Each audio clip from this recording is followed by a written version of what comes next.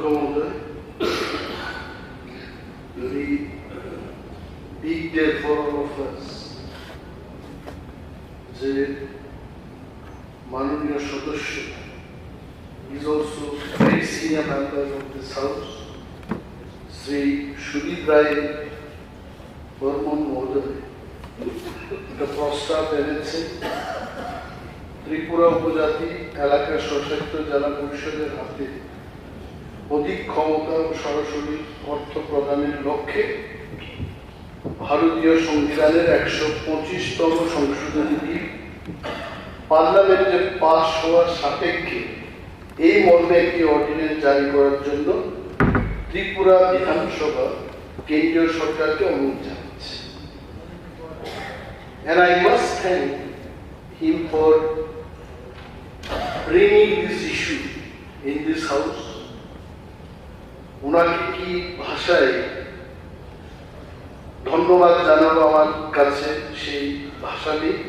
R I can tell you ADC এলাকায় যারা বসবাস করছেন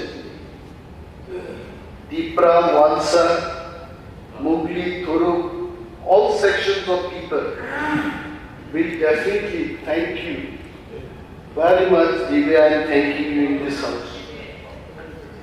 আর ট্রেজারি ব্রাঞ্চকে আমি ধন্যবাদ জানাচ্ছি, কারণ I don't think they have brought any amendment for this resolution, এবং ধন্যবাদ আপনাদেরও জানাই। Although honorable member has tried to bring the loopholes of 123 amendment, direct funding নেই সেখানে এই কথা উনি বলেছে, but still ডাইরেক্ট ফান্ডিং একটু ডাইরেক্ট ফান্ডিং দেওয়া যাবে if it is modified। তারপরেও বহু বছর বাদে এই বিধানসভায় অন্তত এডিসি সম্পর্কিত একটা বিল এখান থেকে গেছে, we must thank। তবে বিলে আরো কি কি আনতে হবে, এগুলোতে যদি direct funding and many other constitutional safeguard যদি ইনসার্ট করা যায়, it will become much more stronger autonomous district council। আমি এই হাউসের মধ্যে এটাও বলতে চাইব যে আমরা যে এই সিটা পেলাম, it is not the fight of the process alone। ট্রাইবালরা নিজেরাই শুধু ফাইট করে এডিসি আনতে পেরেছে। আমি কিন্তু আই উইল নট ওই তত্ত্ব দিয়ে আমি একমত না। এখানকার সংখ্যাগুরু মেজরিটি বেঙ্গলিজ যদি এটাকে সমর্থন না করত, not only Bengalis but writers, শিক্ষক এবং সমাজের বুদ্ধিজীবী অংশের বাঙালি অংশের মানুষদের সমর্থন যদি না থাকতো, I don't think we could have achieved ADC। আমরা সবাই মিলে এই এডিসিটাকে এনেছি, যদিও এডিসি ডিমান্ডটা শুরু হয় টিউজেএস থেকে। পরবর্তী সময় ভারতের কমিউনিস্ট পার্টি এবং মার্ক্সবাদী কমিউনিস্ট পার্টিরা সমর্থন করে। And obviously, শ্রীমতী ইন্দিরা গান্ধী, যিনি কংগ্রেস দলের নেত্রী ছিলেন এবং ভারতবর্ষের সেই সময়কার প্রধানমন্ত্রী ছিলেন, ওনার হাত ধরে ত্রিপুরায় এডিসি গঠন। আমি মনে করি যেভাবে আমরা ত্রিপুরায় এডিসি আনতে পেরেছি সবাই মিলে, now also tribals, non-tribals, Tiprasas, Wansas, all sections of people, আমরা সবাই মিলে এটা আনতে হবে। সম্প্রীতি, আমি ছোটবেলায় সম্প্রীতির স্লোগান শুনতাম, এখনো অনেক জায়গায় লেখা থাকে যে শান্তি সম্প্রীতি আমাদের মজবুত করতে হবে। What is this সম্প্রীতি এবং সম্প্রীতি কখন মজবুত হবে? I am not a student of history, still I am telling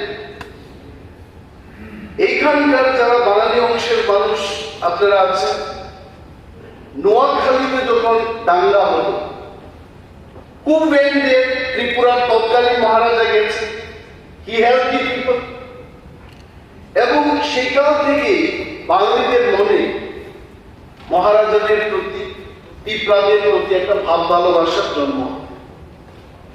এমনি তিপ্রাস উই হ্যাভ গিভেন এভরিথিং, দেশ স্বাধীনতা লাভের পর, এটা বাস্তব, অস্বীকার করার কোনো উপায় নেই। আমাদের অনেক পলিটিশিয়ানরা যখন আমরা চা খাই, বসি, গল্প করি, they also share the same feeling. ওই পার থেকে এই পারে আসতে হয়েছে।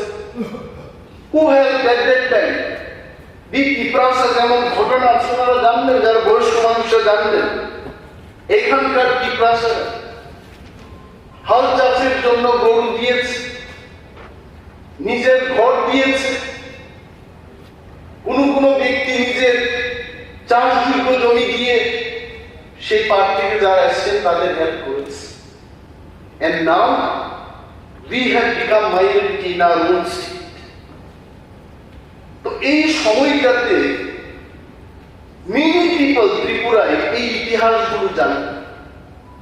Why personally I like Bengali? আমি আমার নিজের কথাই বলছি। I know this little bit of history. History জানবেই না। আজ the present generation of people, they feel that Tripura এমনটাই ছিল। But the history says, once upon a time, not so long ago, the Prasas were majority in this state. এটা বাস্তব সত্য।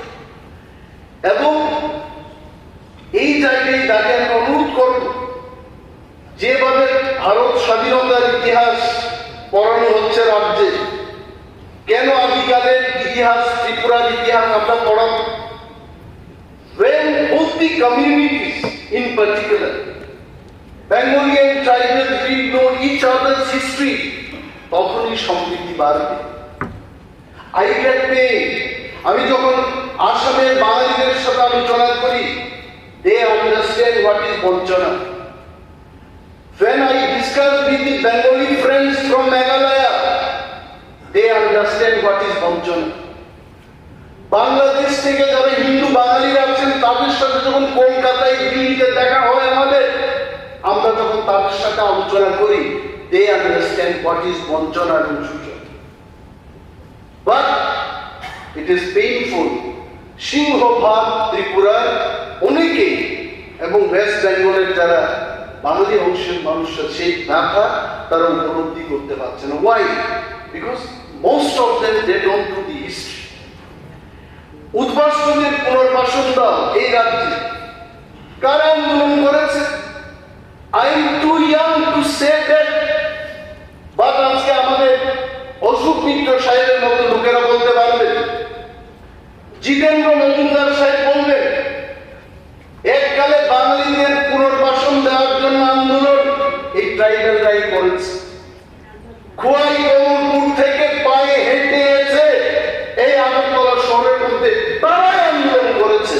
আজকে তারা প্রায় এই রাজ্য থেকে বাঁচার কি বলে প্রান্তিক, আমরা প্রান্তিক হয়ে গেলাম এই রাজ্যে। কেন এই দাঁড়িয়ে আসছে? অল পলিটিশিয়ানস, এটা ব্যাপার কথা। আইপিএফটি তারা কি চায়?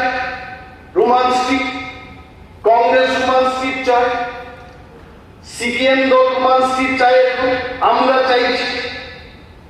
অন 21st of February বই মেলায় রোমান স্ট্রিট কি লিখেছেন? নাকি কিছু লেখা হয়নি? ইতিহাস বলবে নৃপেন বাবু যখন 13 দিন হাঙ্গার স্ট্রাইক করেছিলেন উদ্বাস্তুদের পুনর্বাসন দেওয়ার জন্য, কারা সঙ্গ দিয়েছে? ট্রাইবালস। ভুলে যাবেন। I only want to remind our friends from Treasury Bench এবং যারা আমাদের লাইভ বিধানসভার এই অধিবেশনকে দেখছেন বাড়িতে বসে, তারা যেন বুঝতে পারে যে what were the tribals. আমরা কিন্তু we are not যুদ্ধ, আমরা যুদ্ধ করতে চাই না কেউ সাথে। We only want বেঁচে থাকার মতো একটা ক্ষমতা এটা আমাদের দরকার।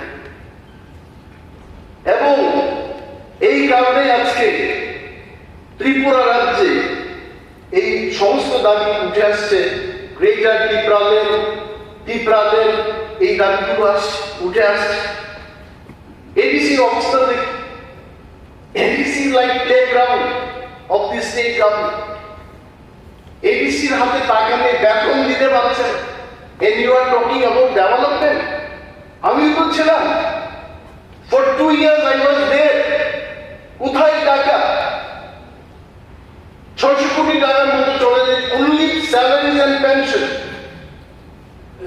and we are only talking about politics.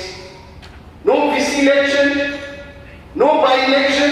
আমাদের স্টেটের এমএলএ দের জন্য বাই ইলেকশন হচ্ছে, অথচ দেখা যায় এডিসিতে চিত্তরঞ্জন দেববর্মা মহোদয় এখানে আছেন, আমি ছিলাম, আমরা যখন খালি করে এসেছি এটা আর বাই ইলেকশন হচ্ছে। এবং এই সমস্ত দিক থেকে বিচার করে ত্রিপুরার মানুষ, প্রত্যন্ত অঞ্চলের মানুষ এখন মনে করছে যে আমাদের আর কোনো উপায় নেই, আমাদের আলাদা রাজ্য ছাড়া এই ত্রিপুরায় বেঁচে থাকার আর কোনো উপায় নেই। এটাই আমাদের কথা। আজকে আমাদের মহারাজা প্রদ্যুৎ কিশোর, ওনাকে অনেকভাবে লেখা হয়, বলা হয় মুকুটবিহীন কোনো ক্ষমতা নেই। আরে গণতন্ত্রে মহারাজাদের কোথা থেকে ক্ষমতা আছে? আজকে মহারাজা নিজেই কেঁদে কেঁদে বলছে আমি একটি পিওনের চাকরি দিতে পারছি না। এটাই বাস্তব। বলছে প্রদ্যুৎ কিশোর দেববর্মা ট্রাইবেলদের সেন্টিমেন্টকে নিয়ে খেলছে, ট্রাইবেলদের গ্রেটার ত্রিপুরাল্যান্ড এনে দেবে বলে সেন্টিমেন্টের উপর দাঁড়িয়ে রাজনীতি করছে। সেন্টিমেন্ট কেন হবে না? Why sentiment will not grow? আমার রাজ্যে আমি কি ভাষায় পরীক্ষা দেব, কি স্ক্রিপ্টে পরীক্ষা দেব, সেটা আমি নির্ধারণ করতে পারবো না। এখানে আমার কেন সেন্টিমেন্ট হবে না? These are the reasons. এগুলো আমাদের বুঝতে হবে। এবং এই হাউসের মধ্যে বলছি আমাদের ত্রিপুরা রাজ্যে শত শত বেকার বলতে হবে, হাজার হাজার বেকার। এই বেকারদের মধ্যে বিরাট অংশ এডিসি এলাকায় যারা বসবাস করছেন তারাও বেকার। তাদের কি আছে? What they have. আজকে চাকরি করতে গিয়ে, ইন্টারভিউ দিতে গিয়ে তাকে বলা হচ্ছে you are not fit to do this work. বিভিন্ন জায়গায় তাকে বলছে যে শিক্ষাগত যোগ্যতা বা স্ট্যান্ডার্ড সেই মাত্রায় নেই, ক্যান্ডিডেট পাওয়া যাচ্ছে না। Can you believe this? 21শ শতাব্দীতে দিল্লিতে গিয়ে first class first gold medalist, পুনেতে গিয়ে ট্রাইবাল স্টুডেন্টরা 99%, 98% পেয়ে ত্রিপুরা রাজ্যে এসেও চাকরি পাচ্ছেন। I am not telling that সমস্ত লোকের জন্য চাকরি তৈরি করে চাকরি দিয়ে দিই, but whatever is there in your control, এটা কেন আপনি দেবেন? And really I thank.